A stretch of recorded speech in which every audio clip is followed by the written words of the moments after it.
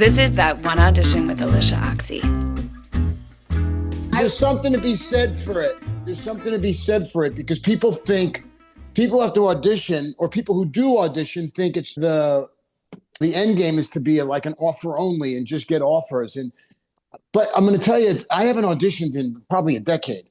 That's what I was wondering. Yeah. And I often say, is there any way you could get me to, I'll read. And they're like, no one wants to see you read. It's because by now they just think they know what you are. Exactly. And they know what you can do or can't do in their minds. And as actors, we're like, wait a minute.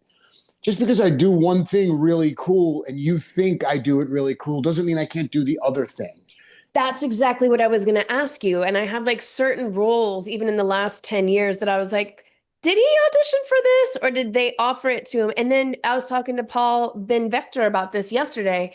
Then who's a great actor. So fucking good. Yeah. It has been in everything. I mean, you guys are on the same kind of trajectory as far as like work, like you're in everything. Yeah. But that day one is then your audition. That day, I have been on so many sets where day one, I hate to say that it's been this many sets, but day one, the number one and the director stopped talking because the number one's idea of what they were coming in with this offer versus the director's idea. Right. And then you got 2, 3, and 4 sitting over here being like, I wonder what movie we're making now or how we're going to do this. So that was actually, again, I'm jumping to way later in the conversation, but that was actually going to be a couple of my questions, like around, for instance, Lamborghini, right? That was an offer, right? I'm assuming. Yeah, of course. Yeah. Okay. So tell me how you are then prepping, because a lot of this show is like, audition is just prep. Like we're going to throw forward and how we're going to do it. Yeah. I got a call from Bobby Moresco, the director, who had shot he was in Italy. He'd shot half of Lamborghini because the first half of the movie is when Lamborghini's a kid.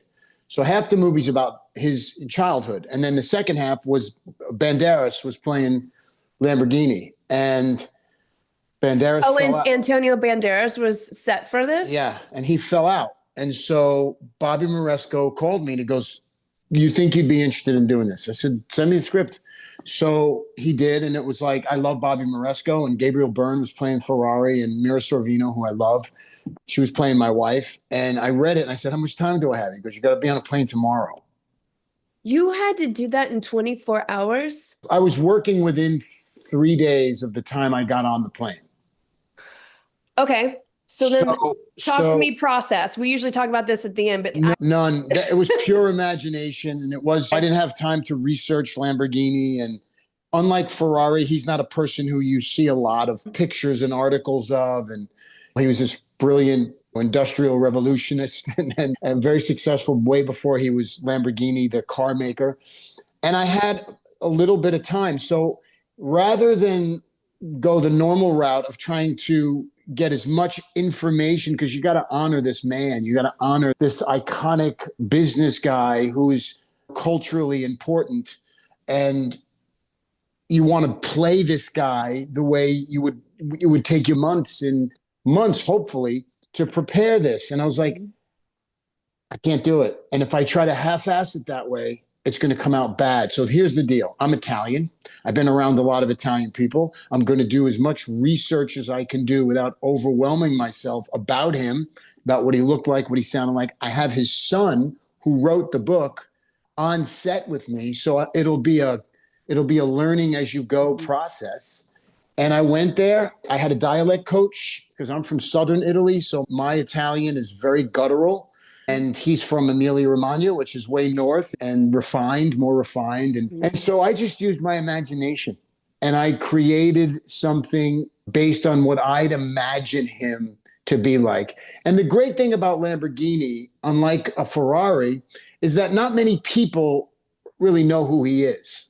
Do you know what I mean? So they're not basing what Will Smith goes and plays Muhammad Ali. He's got a year or 2 years to prepare because he's going to be one of the most famous people on the planet.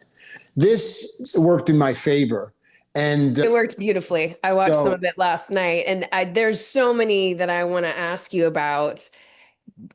And that was one that stuck out where I was like, wow, not that it's so left field, but it is a little bit of a departure of the roles that you were playing at that time. And I just was curious if that was something you had to slide into. Yeah, it was a real kind of education on how powerful your imagination is and how important that is as an actor.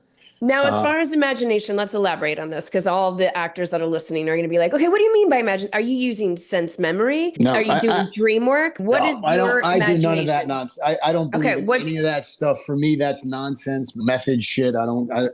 Imagination. I had a great acting coach for many years named Harold Guskin, and then Harry Master George after him. And it was all about natural law. It was all about the way you go to the gym for 2 hours a day, sit in front of a window and work your imagination. Imagine a scenario outside your window and just stare out there until that imagination produces that vision. And so just to keep your imagination like any other muscle working, because a lot of times as actors, we're running around doing this, that, and the third. You have to work, you have to make ends meet, and then you get an audition. But you haven't really used your imagination for the past 3 weeks. And now you're called upon to really use your imagination. You probably only have that night to get ready.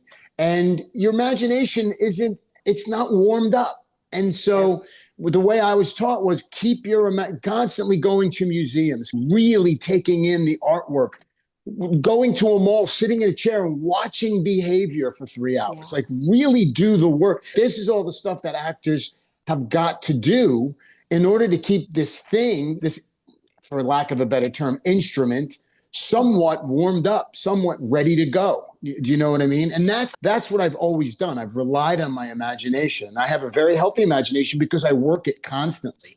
Yes. You know what I mean? So all the other I stuff, if it works, listen, and when you're an actor, whatever works, do. But the other side of that coin is this stuff that we are raised on, this method, this technique, and that could also get in your way. It could also get in your way because sometimes you only have 3 hours to go do this, and it's a serious piece, and you got to go be this person. And all of that stuff just convolutes and muddles the water, for me anyway. So I tend to shy away from that and stick to the basics. I love that after 30 years that it's basics still for you and it's not been impacted by, okay, now I have to try this or let me try that. Because I want to go back to the beginning. Frank, I did not know you did 3 years of a soap. Can you take me all the way back to the beginning? Like I can't find it anywhere. And we've never had this conversation off mic. Like, where does acting come in? Like, where are you know what? This is what I want to fucking do. And this is how I'm going to do it.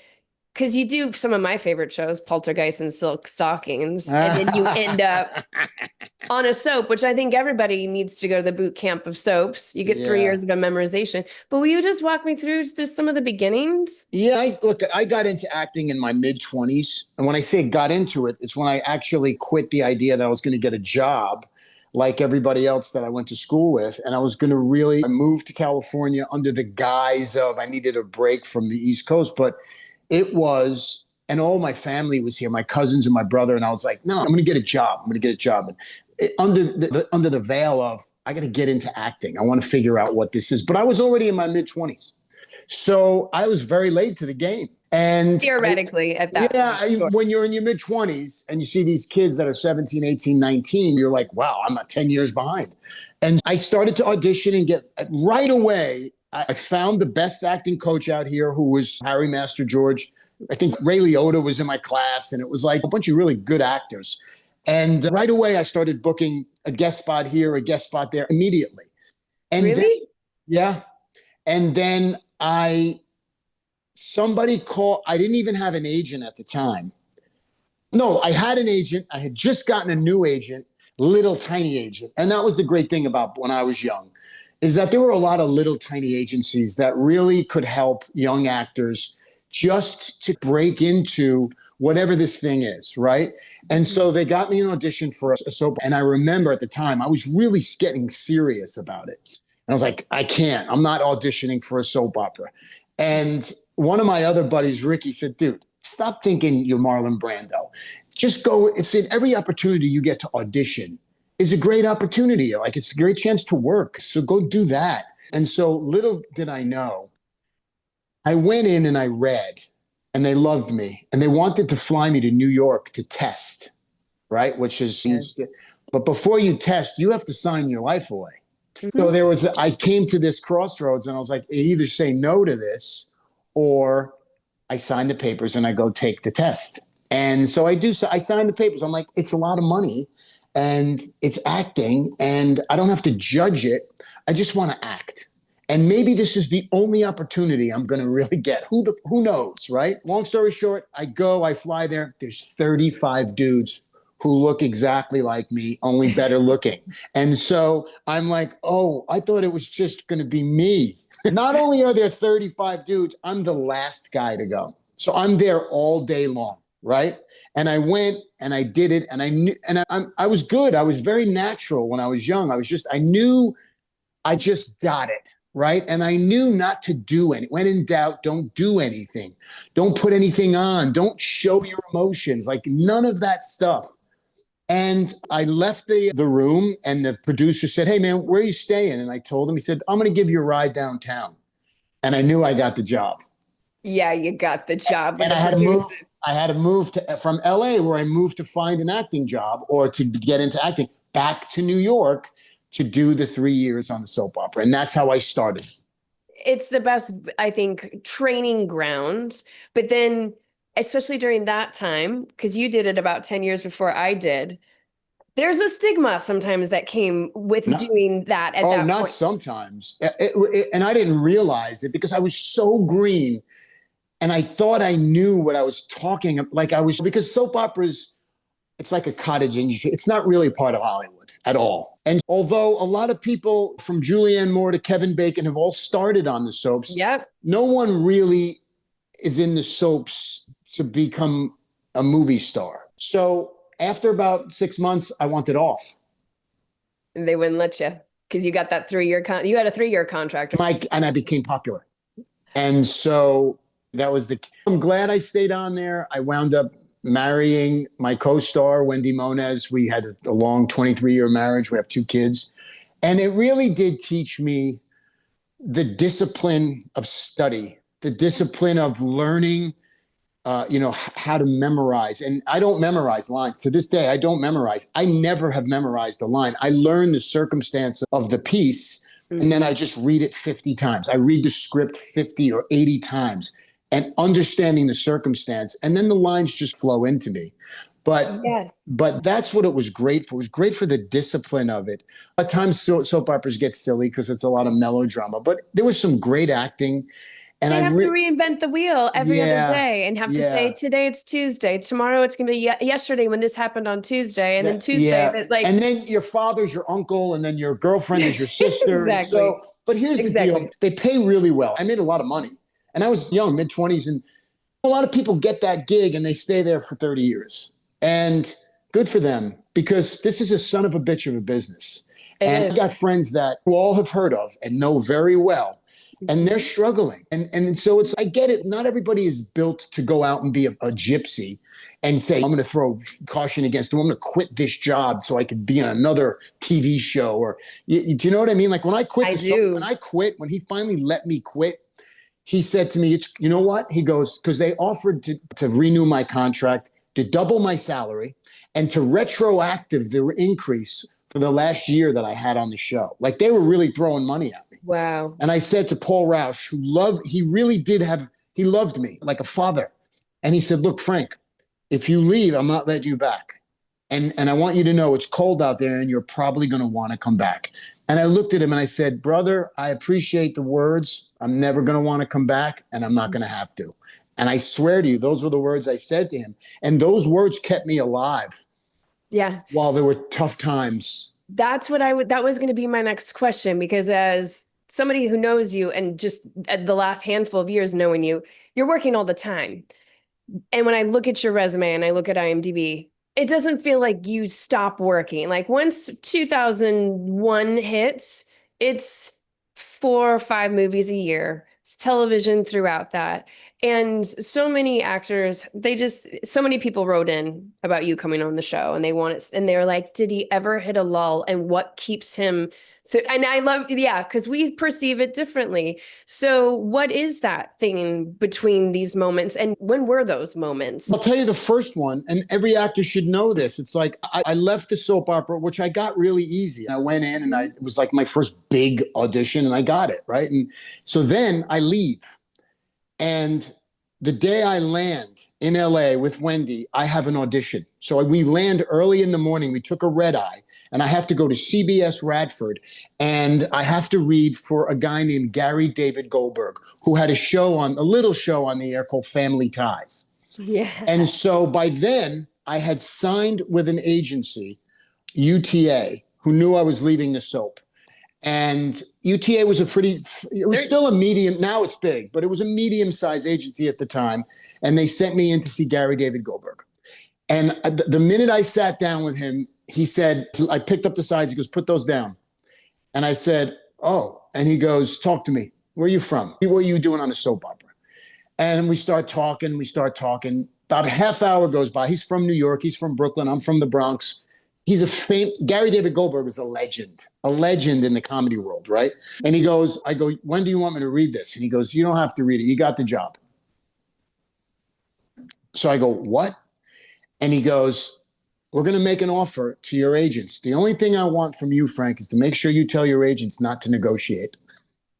Oh, but wait a minute. And here where we learn about the business. Wait, it was interesting because on the soap opera, like the last year, I was making $2,500 a day. This is how they pay you. They guaranteed me 3 days. Now that means you're getting a minimum of $7,500 a week. Usually I worked 5 days. It was a lot of, for me, coming from, my father may have made more than $12,000 a year. I'm making $30,000, $40,000 a month.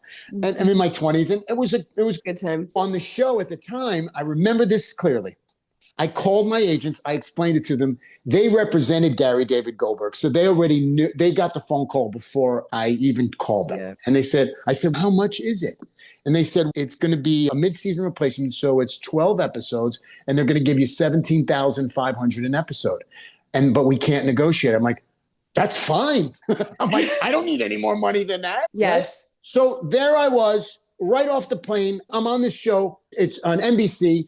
Huge guy. It's Steven Spielberg's first television show that DreamWorks was making. So now I'm on a sitcom where every Friday we're doing a live taping and Spielberg and Katzenberg are my buddies in the audience. We became This is friends, incredible. right? Now, here's the sad part. The show was amazing. It was Elizabeth Perkins, Bokeem Woodbine, great cast. It only lasted 6 episodes, right? Yeah. But I had gone on 2 auditions. One for a soap opera, done. One for this show, done, right? This is easy, right? Yes. Perceiving, yes. Yeah. I went home after it was canceled. We were all very sad. I got a call from Steve Levitan, who was another giant in it, right? And he said, come see me. I have a show idea for you. I'm like, I don't know why people think this is so difficult. I'm like, it's the easiest thing. Yeah. I'm almost embarrassed. I didn't work from those days for 11 months. Nothing. I went on my UTA sent me on, I went on every major movie. I auditioned for every major movie that you could imagine. They had me in front of every amazing director. For 11 months, I didn't get anything. And I was done. I was going to quit the business. I was like, I might have to go back to a different soap opera. And I was a popular soap character. So I could have went back to GH or any of those shows and got a decent deal and went back to work. And it was my agents who said to me, you got to dig in. She said, we don't need your money, Frank Grillo.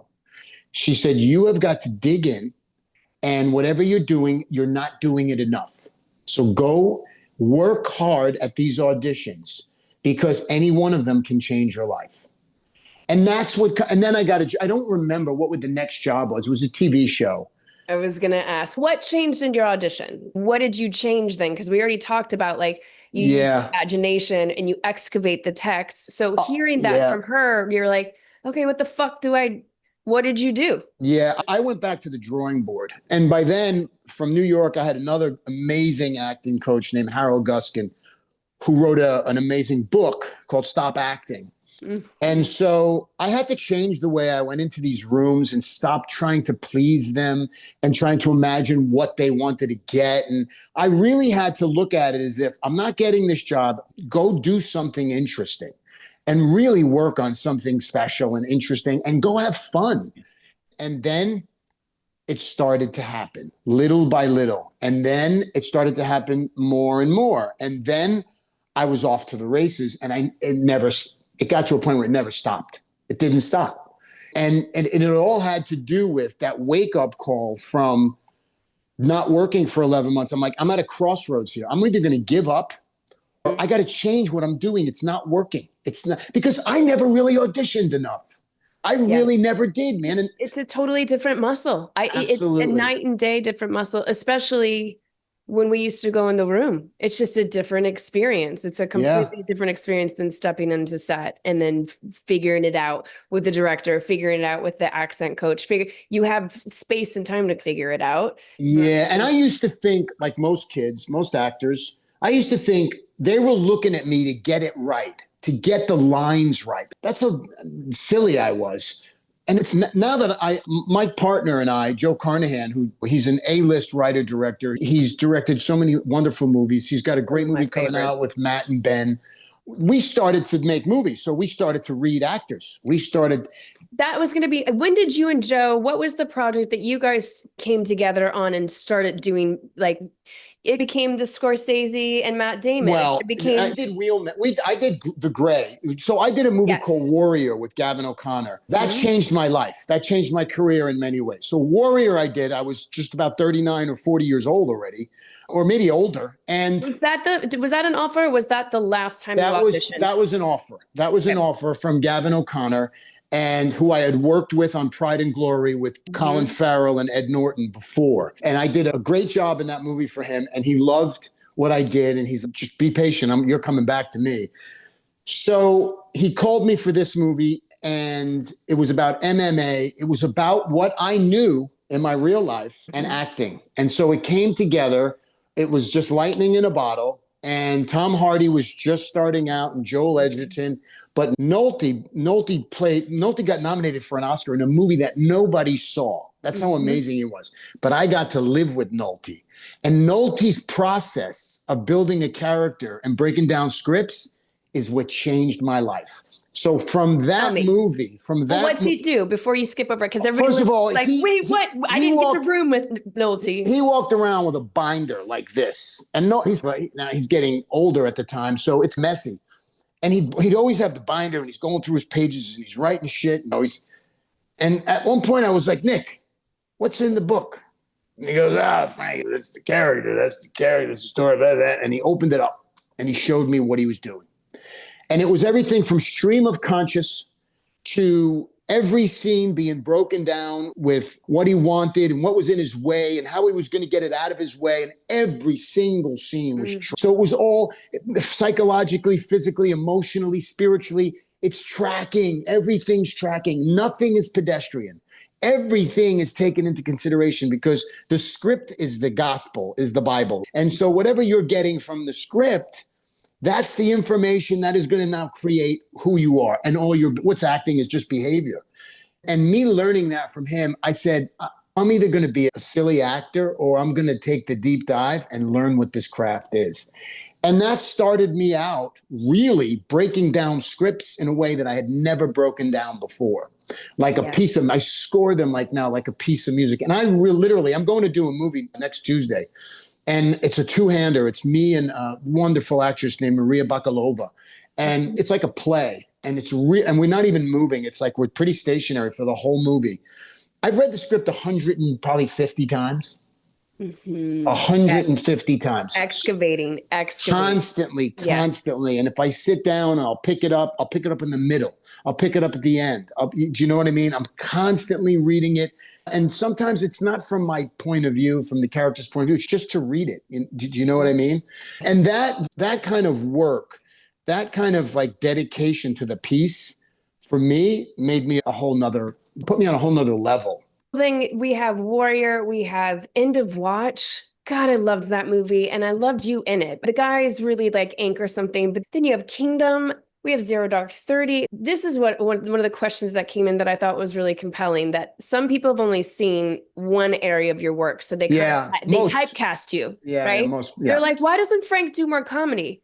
I was studying you. I was like, he's done a lot of comedy. Where are you? They're missing. Yeah, I've done a lot of movies. I've done a lot of movies that are smaller movies they were for the streamers. I've done movies called Ida Red and Little Dixie and Wheelman. And these are so to me, they were like the most challenging films. They're great little movies that are under $10 million. I've done a couple of stinkers for the money. Because I got divorced, and I am in a category, the action category, where they'll pay you a lot of money to do something. And sometimes actors get stuck in that position. So I've made a couple of those movies, which I vowed never to do again, because that'll hurt you. That actually hurt me. That's what I was going to ask. Yeah. How do you feel about that? Because I always ask people, what's your reasoning for taking jobs? And when that person asked, does he ever do comedy? And I went through and I'm like, yes, he does comedy. But I wanted to ask you that question specifically about getting like typecast versus not cast. Even what you said at the beginning of this conversation about, I was talking to my agents about auditioning and like being able to show something else. But I feel like I get that. Like the Hitman's Bodyguards. Yeah. Hitman's Bodyguard. Fucking hilarious. It's funny, but it's playing the straight guy. Exactly. So it's not really far off from how they imagine me. Like I'm the anti-hero. Like in I did those two Purge movies. Yes, I did the series based off your movie. So the Purge movies, became an action film, and I was the anti-hero, right? And so that's the wheelhouse that people like to see me in, because there's not a lot. You have your superstars, and those are the Tom Cruises or the Jason Stathams, and they're way up there and they're doing their thing. There's a lot of movies made that aren't with Jason Statham, and there's not a lot of go-to guys that can pull off a certain kind of thing. And for a minute there, it was at one point I was getting 5-6 offers a week. It was ridiculous. So then how do you choose? What is your impetus for choosing? Is it, I just did something like this, I don't want to do this again? Is it money? Is it fits in my schedule? I think sometimes it's good for people to figure out the why they're doing it and hopefully get to that point where they're offered 5. Yeah. You know what? When it's the money, it's the first choice, because you know you're going to work for money. When it's not the money, which is mostly, money's the last choice. Money's the last choice. The first thing has got to be the script for me. Yeah. So if I can't find 85% of the movie in the script that makes sense, I just won't do it. And I've turned down hundreds of movies that I don't even know if they ever got made. Some of them did, some of them didn't. After page 12, you're like, this is terrible. I don't know how to fix this. And if the script is not really great, but it's a great director, it's just a work in progress, especially if it's a writer director, then but the director to me is the key, right?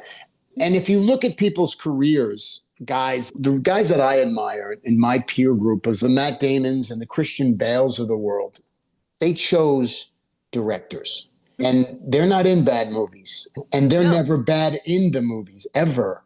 And so those are gorgeous careers. Like those are beautiful movie star actor careers. Yeah. And let me pull it back to, because we didn't finish the thought of Joe. So how do you and Joe start working with each other? Oh yeah. Talk about writer, director. Yeah. Warrior. So Joe saw Warrior. Yeah. Uh-huh. Joe saw Warrior, as far as a movie for people in the business, was a huge thing. It was huge. It was huge. It started everybody's career, right? Mm-hmm. And Joe Carnahan called me and goes, I have a movie. It's called The Gray. You got the role. It's the second or third lead, depending on how I figure this out. I said, I remember picking up the phone in my apartment in New York in Tribeca, walking outside, and he said to me, you got the job. Listen to me. You got the job. I don't care what your agents tell you. You got the job. And that was it. And then I hung up the phone, and he sent me the script, and it was The Gray. And I called him back. I said, who's playing Otway? And he goes, Liam Neeson, who was one of my heroes. Yeah, and sure as shit, I got the job. And I had a run, like it was Warrior, End of Watch, The Gray. It was a good run. And then there's one specifically I wanted to ask about, and this is more like business related question, because I think as actors, we get tied up in all kinds of things. Where is it? Oh my gosh, I'm not. Gangster Squad. Oh yeah, I got cut out of that. I wanted to ask you about that. Actors, we get fired, we get cut out. Did they give you a heads up? Why did you get cut out? Yeah, Like, I didn't. Yeah, it really bothered me because I knew I was going to get cut out because I was in the movie with Sean Penn. And while we were rehearsing, and I did the movie because of Sean Penn, and I loved when I went there, his script looked like my script. In other words, it was like a madman had written in the script because we worked in the same way, like breaking scripts down the same way. Like we didn't invent this, right? And he wasn't happy with the way these scenes were playing as far as the whole piece was concerned. And I knew it was going to get cut out. But bigger than that, I got a movie called Minority Report where I went in and read with Steven Spielberg, got the job, and unbeknownst. And that was early. That was your fourth movie? Yeah. And then was there for 4 months shooting with Colin. This when Colin Farrell and I became really good friends. Neil McDonough. It was great. And the whole piece that I was in basically got cut out of the movie. But no one told me. And I took my mother to the premiere. And I sat through an entire movie next to Spielberg. He was right in front of me. And I wasn't in the movie until the very end where I take my helmet off and I turn like this. And I remember Steven said, we're going to do a Harrison Ford moment. You're just going to look into the lens and stay there. Don't move. And I did it like 6 times. And I said, I'm definitely in the movie because he's got because you never know. You never know. That was the only thing that was in the movie. And to my mother's credit, she sat there and it's a 2.5 hour movie. And she sat there and people were clapping for Steven. And she looked at me and she goes, you were the best thing in the movie. I love her. That almost killed, that put me into a depression for about a year. When was that? That was early on, 2002. You had the romantic comedy of the year comes out, and then also Minority Report, like The Sweetest Thing. Yeah, but I knew I was just a tiny bit. But that's where you're still building blocks. And I just was so curious because I think sometimes how we recover from things or like sitting again, going with Gangster Squad. Did they tell you ahead of time, hey, by the way, this storyline didn't make it in? Yeah. And he was cool. The director was really great.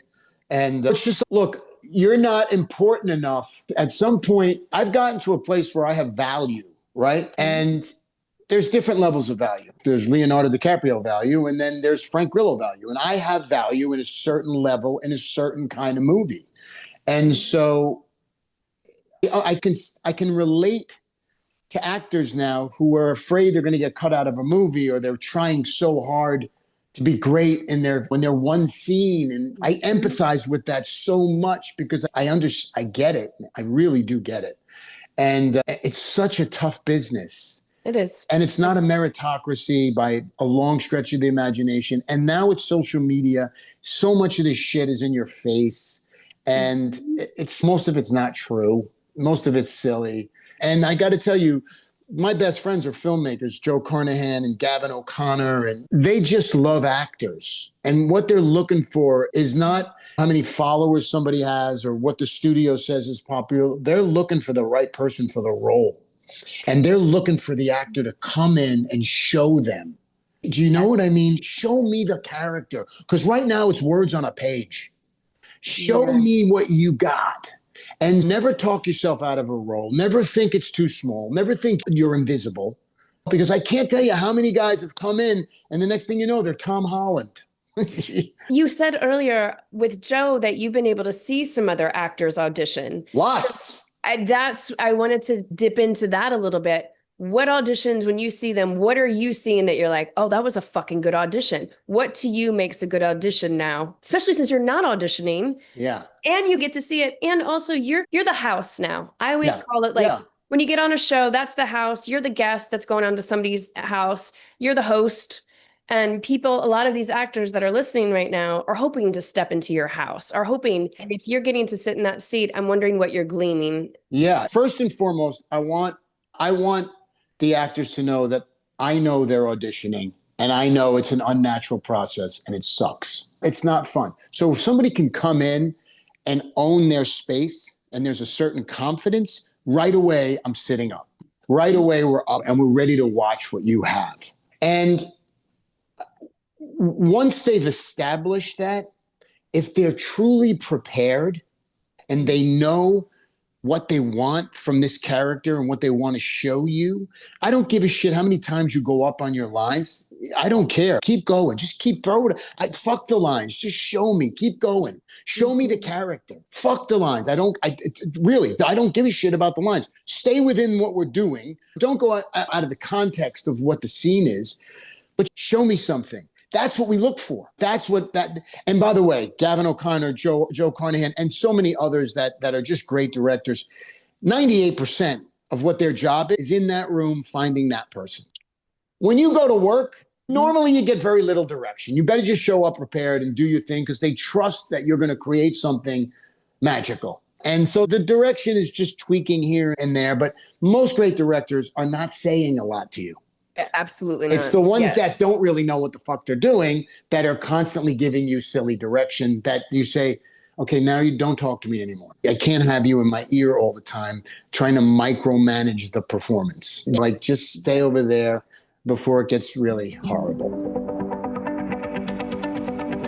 The TV and film landscape, it's constantly changing, but traditional actor training has largely remained the same. It's focused on a theater model whose main goal is to help you stretch the expression of your instrument.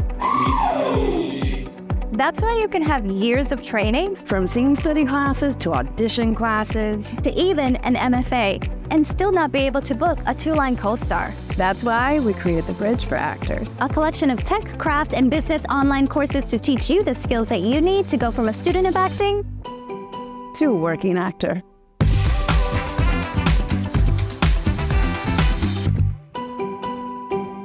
Yeah. Then let's talk about Kingdom for a second. And then I Yeah. want to get to Tulsa King too. Kingdom comes, that's an offer, yes? Yeah. Talk to me about working on a character for multiple seasons and where we end up that we're begging for another season right now, especially with, like you said, especially on an episodic, we've got different directors coming in. I want to talk about the craftsmanship of you showing up on day one of Kingdom versus last day of Kingdom. What you not much different, except that I know the guy a bit more, but it's the same process. It doesn't change. But Byron Belasco, who's one of the most talented guys I've ever worked with, he called me and sent me the script, which was okay. And I've grown up fighting. It's my life. I grew up fighting and in mixed martial arts and wrestling and jujitsu. And I did Warrior, which was the MMA movie of the lifetime. Literally, and so I had some, so they bring me this and I go, I'll tell you what. I said, Greg Jackson is down in Albuquerque, New Mexico. Go down and stay. I'm gonna call him. You go down to Albuquerque for 2 weeks, live in the gym, and then rewrite the parts that need to be rewritten that are so superficial that you're not understanding the authenticity of this. And he did it. And he came back and he sent me the script. I go, we got it. Now we got it. And then we had to cast it. And then we cast it together. But he's such an amazing writer. And I was so dialed into this guy because I know him. Like, you were born to play this role. Born to play the role. I knew the guy on every level, on a personal, on a professional level. I knew the guy so well. The journey that I got to take with him was the greatest thing, the opportunity I've ever had in my life. Then Are we getting another season? Are we going to have a reunion season? We just had a conversation, Byron and Jonathan Tucker. And I said, look, people are begging to do at least one more kind of limited season, maybe 8 episodes where are they? What happened? Blah, blah, blah. I said, I'm going to show you something. I'm going to put it on my Instagram that you and I are talking about this. Watch how many people respond. It was 3,000 comments, which I normally get 300 comments, right? So we are talking about if there's a way for us to do it. There's a lot of legal avenues you have to take and pay people. But if we can do it, it's something that we're very serious about putting back together. But what a gift. But as far as the character, I worked the same way, and I was a pain in the ass on that show because I would never acquiesce to being tired or it just being another scene. We all went crazy with the work on that show, and it was a real, and it really does. It does. It's a great piece of material. It was a great acting lesson for me. I got to bring in friends to direct. Some of the best work Tucker's ever done. Oh my God. Tucker was lights out. Nick visceral. Jonas, made his bones on that show. And the evolution that he made in such a short time was magnificent. And Keely Sanchez and Matt Loria. And then we had all the extras were real MMA fighters. Everybody would call me to come on and just be on the show. So it was so authentic when you saw it. It was so visceral. And Dana White, who hated Warrior, was the UFC god. Hated Warrior? Hated Warrior. He didn't like Warrior. He's vocal about it, right? He came down to the set of Kingdom. He loved it so much. We invited him down. He came down with Matt Serra, and they did their podcast from our set on Kingdom. He loved it so much. And I put it on my Instagram, and I said, and Dana, we may need your help on this season. And we're all friends with Dana. So we'll see what happens. Stranger things have happened in this business. Everything's a reboot right now. Yeah. We're pulling from the history, and why not pull for something that's so rich? Okay, I'm going to just do some rapid fire questions at you. Okay. Best, most memorable first day experience? Stallone on Tulsa King. That's what I had a feeling. And can you walk me through accepting this job and working with Sly on this specifically, especially because you guys are both just same side, different side of the coin. Same coin. Yeah. Sly and I had become friendly. He had invited Joe and I to go watch the fights at his house with Pacino and Sugar Ray Leonard, and it was great. And we went a couple of times to watch football games and stuff. And Sly and I had talked about doing a remake of Nighthawk, one of his movies, as a TV series with me playing his role and him directing. And then he got Tulsa King, right? And so he was off to the races doing Tulsa King. And I loved it. I watched every episode, and it was just great to see him on a TV show and be Stallone. And then one Sunday morning, I was laying in bed and my phone rang, and it was Rocky. And that's how I have him in my phone. And he goes, hey, I got something. I got an idea. There's a role, blah, blah, blah. You'd be playing my adversary, but it really evolves into something special. And I said, I'm in. He goes, let me send you the script. I go, yeah, send me whatever. I'm in. I'll do it.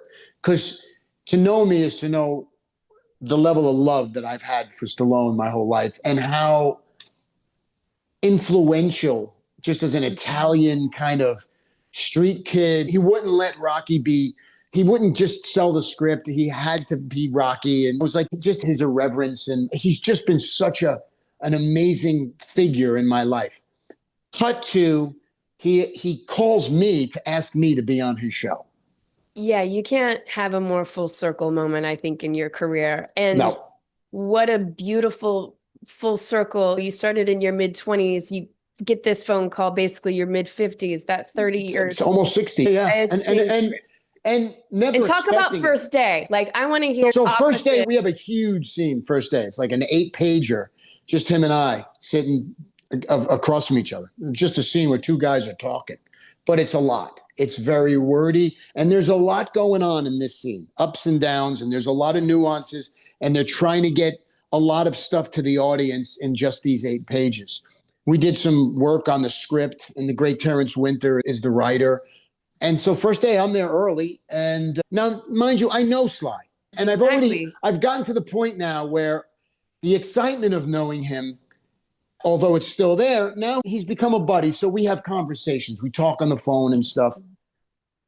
He comes walking in, and there he is in costume. And all of a sudden, all I could see as an 8-year-old boy is Rocky.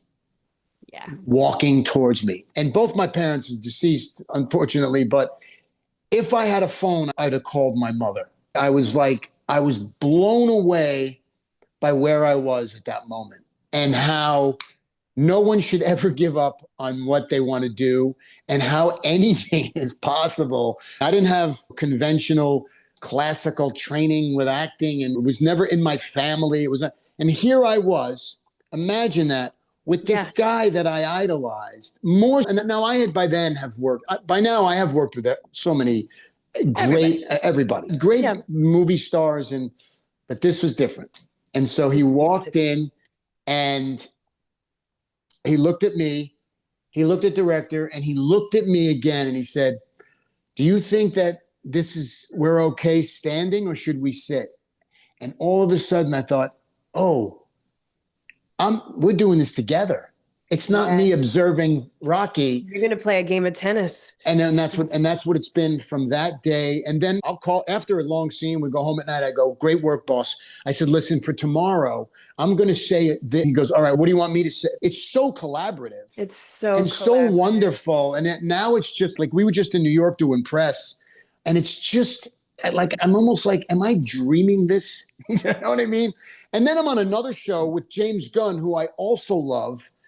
And I'm in Peacemaker and Superman and Creature Commandos. We got more stuff coming that I'm not allowed to talk about, but I'm like, I'm doing this simultaneously. It's like I'm juggling not just 2 TV shows, 2 ginormous HBO Max and Paramount Plus, and I'm with Taylor Sheridan's company and Warner Brothers. It's wow, this is special. I don't even think I can ask the next question, but I want to, for the younger actor, the person who's climbing to this point, would you do anything different? Is there any moments in this where you're like, man, I should have done this? It's hard to ask you that when you're at that crystallizing. You're at a mountain right now. I am. Let's say I'm on the mountain, right? So for me, I'm on the mountain. I'm definitely on the mountain. Let's say it's Mount Everest, and the summit is P.T. Anderson and Leonardo DiCaprio have a movie coming out, right? With Benicio. That's the summit, right? I'm up there doing a pretty cool role on a TV show that's Stallone's show. So I'm somewhere on the mountain, somewhere there, right? Above where most climbers have gotten. Yeah. But I'm not at the summit. So I look at myself as, should I have done something different? Which is silly to even say at this point. Should maybe I have not done a soap opera? Wait a minute. I would have never met my wife. I'd have never had my kids. So that's a no. That's a no. So should I have not done that movie? Then I wouldn't have had the money to pay my, do I wish my career would have been like a consistent Christian Bale? He started when he was a boy. He did Spielberg's movie as a kid. And then he's very serious about what he does and everything he does, whether it's a commercial success or not. It's a very well-respected piece of material. And that's the summit, but that's not my summit. That's not my calling. That's not my career. I am more of a blue collar actor that sometimes I have to take jobs and sometimes I get to take jobs. Do you know what I mean? I do know what you mean. And that's been my career. Yeah. And it's been a fucking beautiful career. Oh, thank you. Pop up in everything. What do you, okay. So what are you currently watching? What's your guilty pleasure? What do you turn on? I have lately got into a lot of television because I'm old and I stay home a lot. And I loved my buddy Jake Gyllenhaal, who I called him after. I watched him in Presumed Innocent. Wasn't he beautiful work? I thought he was amazing. What Adam Scott and Ben Stiller did on Severance, I thought was extraordinary. I love when I watch a film or a show and I go, I couldn't do that. I don't think I could do that. They're so good. It's like going to the museum. You go to the Museum of Modern Art and somebody throws paint on a canvas and you go, you know what? I could have done that. And then you go and you look at a Caravaggio in Rome and you go, oh my goodness, this guy's touched by God. Yes. And so I watch things like that. I love what Tommy Hardy and Helen Mirren and Pierce Brosnan are doing on another Taylor Sheridan show, Mobland. And I pop in and out of shows just to see the actors work because there's so much beautiful work being done on television. Especially on television. Yeah, most of it is on television. Isn't that funny how the tides have changed so much? Yeah, when I was young, television, even primetime television, there was a stigma attached. You didn't do both. But you know what? You broke every single stigma. But I'm always coming through the back door. It's not like I did it on purpose. It's like I'm an actor and I just want to act. And so whether it's a commercial, a sitcom, or whatever it is, I'm going to do it, right? I love to work. I really love to work. I love I love acting as you do. I love to be on a set, man. I love to be with other people on a set. I just love the energy. I feel so, and this is a cliche amongst actors saying it, I mean it. I feel so beyond grateful when I am dropped off by a van in the morning and I'm walking past craft services and they're making breakfast and the whole crew is eating breakfast and we're about to start this day of make-believe. And I'm like, I hit the jackpot. Whether somebody's judging the level of work I'm doing as serious or not serious or genre or this, It doesn't matter. I'm getting to go out there. And this is what every actor, don't judge your work. Don't judge yourself as and when I say don't judge yourself, I don't judge what you're doing, comparing it to somebody else, what they're doing. I love what Christian Bale does. I love his career, or Matt Damon, but that's not my career. That's their career. Maybe they couldn't do what I do. Maybe they couldn't take chicken shit and turn it into chicken salad. And I've had to do that sometimes. So I don't think any of them could have pulled off Kingdom. I really don't, or Warrior. I really, truly, that just doesn't work. Yeah, maybe not, work right? in their hands. Maybe not. It doesn't. No. Yeah, and that's what every actor needs to know. There's only one of you. There's only one of us. And that's what makes acting so great. It's what are you capable of doing with a character that nobody else can do? And you might be the person. If you stick with it, you will be the person, and one job can change your life. You do it, and it doesn't have to be a lead in the movie. I can't tell you how many times Joe and I go, did you see that scene? Who's that actor? It's so-and-so. Let's get them in here. I'm not kidding. Yes. Bang out an amazing audition, but you're just not right for the role, right? Go, we're going to get them for the next one. And it happens all the time. I remember that, write that name down. Because we use the same casting people. You've done that so many times. My I feel like in your job and your career, your journey has been so much of that. Okay, my last question, because so many people, the amount of questions that were sent in. What's the one thing you've done that you wish more people would have seen? You've got 3 decades. We've even talked about some of these great smaller things. What's the one project? One project is, because I thought it was a big thing, is a big movie. It was an expensive movie, but it was done so brilliantly by Joe Carnahan, and the cast is boss level, which was supposed to be. Yes. Yeah. It was supposed to be. I actually had notes on this. This is the one where it's like you die. Yeah, it's Die Hard meets Groundhog Day. Yes. Yeah. And it's a beautiful movie. It's fantastic. My son is in it. Naomi Watts plays my wife. Mel Gibson plays the bad guy. Michelle Yeoh is in it. With just a bunch of Ken Young is in it. So many great actors. Joe Carnahan wrote it and directed it. It's a phenomenal film, and it should have been on the big screen. And because of politics and timing. I was just going to say, what are the politics why you think that one fell through the cracks? Because I watched, It almost went to Universal on a big release, and then Hulu came in and they paid it a really nice dollar for it, and it went that way, which was unfortunate. That was a big screen movie, and I think it's found somewhat of an audience on Hulu, but even there it's limited. When it's a little buried, unless you're like scrolling for it. I didn't even know Hulu did original movies until I've seen that yesterday. And, they didn't. They bought this movie, so really we didn't make it with any Hulu people. They put the label of original on it, but it was. But there's a bunch of them that I thought, wow, this should have been received better, or I wish it would have had more distribution. Let me tell you, the marketing department in a film studio is probably the most important department of all. And if a film like Warrior was mismarketed, nobody sees it. Warrior was a bomb, but it found its legs after. And then people discovered Warrior, and it's become a classic. Do you know what I mean? For sure. Yeah. Yes, absolutely.